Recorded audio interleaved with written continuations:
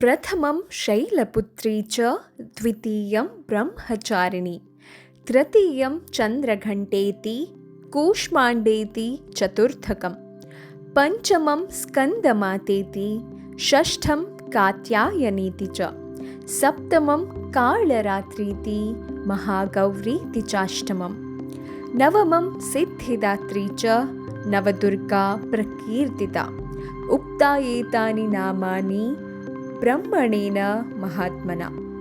ಎಲ್ಲರಿಗೂ ವಿಜಯದಶಮಿ ಹಬ್ಬದ ಹಾರ್ದಿಕ ಶುಭಾಶಯಗಳು.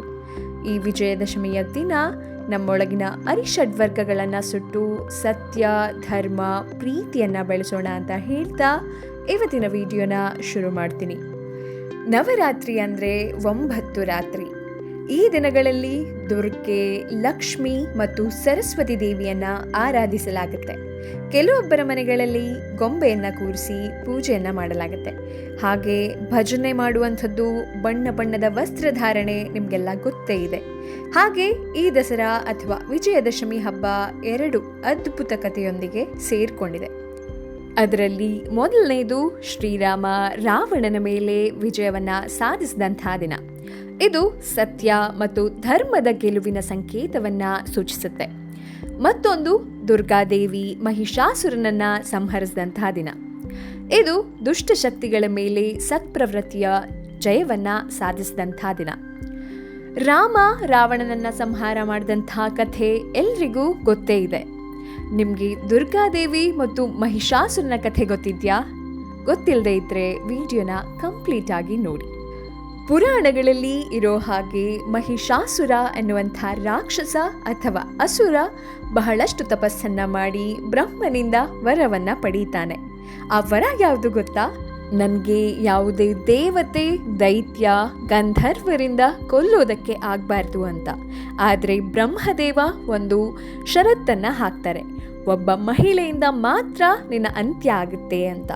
ಮಹಿಷಾಸುರನಿಗೆ ಇದೊಂದು ಸುಲಭವಾದಂಥ ವಿಷಯ ಅಂತ ಅನಿಸಿ ಷರತ್ತನ್ನು ಒಪ್ಕೊಳ್ತಾನೆ. ಯಾಕಂದರೆ ಆ ಕಾಲದಲ್ಲಿ ಸ್ತ್ರೀಯರ ಶಕ್ತಿ ಸಾಮರ್ಥ್ಯವನ್ನ ಅಷ್ಟು ಗಂಭೀರವಾಗಿ ನೋಡ್ತಾ ಇರಲಿಲ್ಲ. ಹಾಗಾಗಿ ಅಸುರ ಗರ್ವದಿಂದ ವರವನ್ನ ಪಡೆದು ಲೋಕವನ್ನೆಲ್ಲ ಆಳೋದಕ್ಕೆ ಶುರು ಮಾಡ್ತಾನೆ. ಹಾಗೆ ದೇವತೆಗಳನ್ನೆಲ್ಲ ಸೋಲಿಸಿ ಸ್ವರ್ಗವನ್ನ ಕೂಡ ಅವನ ಕೈವಶ ಮಾಡ್ಕೊಳ್ತಾನೆ. ಅಸುರನ ದುರಾಚಾರದಿಂದ ಲೋಕದಲ್ಲಿ ಅಶಾಂತಿ ಹೆಚ್ಚಾಗುತ್ತೆ. ಅಲ್ಲಿರುವಂತಹ ದೇವತೆಗಳು ಬ್ರಹ್ಮ, ವಿಷ್ಣು, ಮಹೇಶ್ವರನ ಮೊರೆ ಹೋಗ್ತಾರೆ. ಎಲ್ಲ ದೇವತೆಗಳ ಶಕ್ತಿಗಳು ಸೇರಿ ಒಂದು ಅದ್ಭುತವಾದಂಥ ರೂಪವನ್ನ ಪಡ್ಕೊಳ್ಳುತ್ತೆ. ಅದೇ ದುರ್ಗಾದೇವಿ. ಅವಳಿಗೆ ಪ್ರತಿಯೊಂದು ದೇವತೆಯು ತಮ್ಮ ತಮ್ಮ ಶಸ್ತ್ರವನ್ನ ನೀಡ್ತಾರೆ.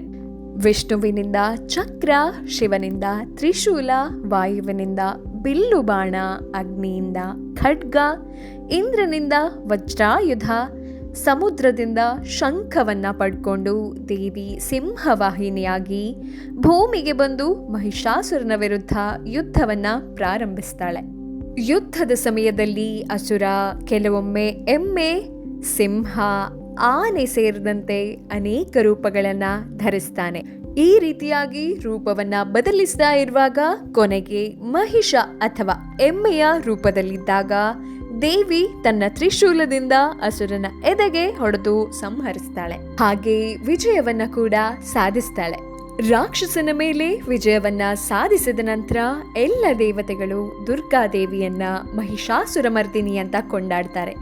ಮಹಿಷಾಸುರಮರ್ದಿನಿ ಅಂತ ಅಂದ್ರೆ ಮಹಿಷಾಸುರನನ್ನ ಸಂಹರಿಸಿದವಳು ಅಂತ ಅರ್ಥ. ಈ ಘಟನೆ ಅಂದ್ರೆ ದುಷ್ಟಶಕ್ತಿಗಳ ಮೇಲಿನ ಶ್ರೇಷ್ಠ ಶಕ್ತಿಯ ವಿಜಯ. ಇದು ಕೇವಲ ದೈಹಿಕ ಯುದ್ಧ ಅಲ್ಲ, ಸತ್ಪ್ರವೃತ್ತಿಯ ಮತ್ತು ದುಷ್ಟ ಪ್ರವೃತ್ತಿಯ ನಡುವಿನ ಯುದ್ಧ. ಹಾಗಾಗಿ ವಿಜಯದಶಮಿಯನ್ನ ವಿಜಯದ ಹಬ್ಬವಾಗಿ ಆಚರಿಸುವಂಥದ್ದು. ಈ ಹಬ್ಬ ನಮ್ಗೆ ತಿಳಿಸುವಂತ ಸಂದೇಶ ಏನಪ್ಪಾ ಅಂದ್ರೆ, ಎಷ್ಟೇ ಬಲಶಾಲಿಯಾದಂತಹ ದುಷ್ಟಶಕ್ತಿಗಳಿದ್ರೂ ಕೊನೆಯಲ್ಲಿ ಸತ್ಯ ಮತ್ತು ಧರ್ಮವೇ ಜಯಶಾಲಿಯಾಗುತ್ತೆ ಅಂತ. ಹಾಗೆ ಸ್ತ್ರೀ ಶಕ್ತಿಯನ್ನ ಕೀಳಾಗಿ ನೋಡುವಂಥದ್ದು ತಪ್ಪು. ದೇವಿಯೇ ಲೋಕವನ್ನ ಕಾಪಾಡುವಂಥ ಶಕ್ತಿ.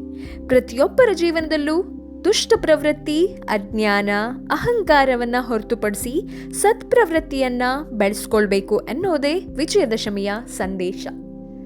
ಎಸ್, ಇದಾಗಿತ್ತು ಇವತ್ತಿನ ವಿಡಿಯೋ.